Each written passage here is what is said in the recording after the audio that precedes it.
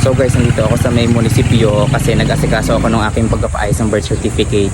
So nagbayad na ako ng filing fee at saka yung publication. Ang mahal. Mag-isa lang ako guys ngayon. Buti na lang at kompleto ko na lahat ng requirements ko.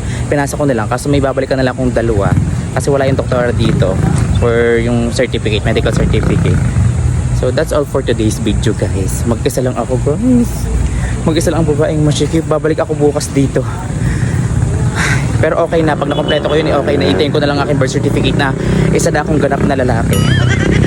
Diyos ko, ba't naman kasi nung ako yung pinalista ay ginawa akong babae.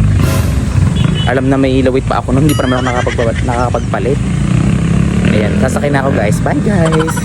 After ko nga pumunta sa munisipyo guys, ay ako ay dumiretso na agad dun sa kina-attorney dahil doon ako nagpagawa ng aking affidavit at papa-edit ko yung pinapa-edit ng City Hall para maayos ko na at maipasa ko na.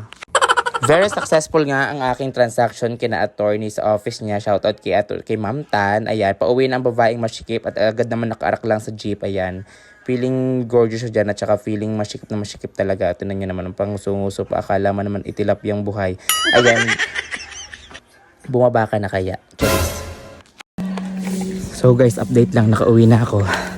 Ang babaeng masikip ay nakauwi na. Nakapagpalit na ako guys. Pupunta ako na inay ngayon.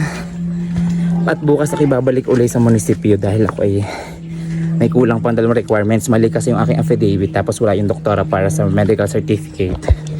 That's why I'm going back. It's all coming back to me now. Sabi ni Celine.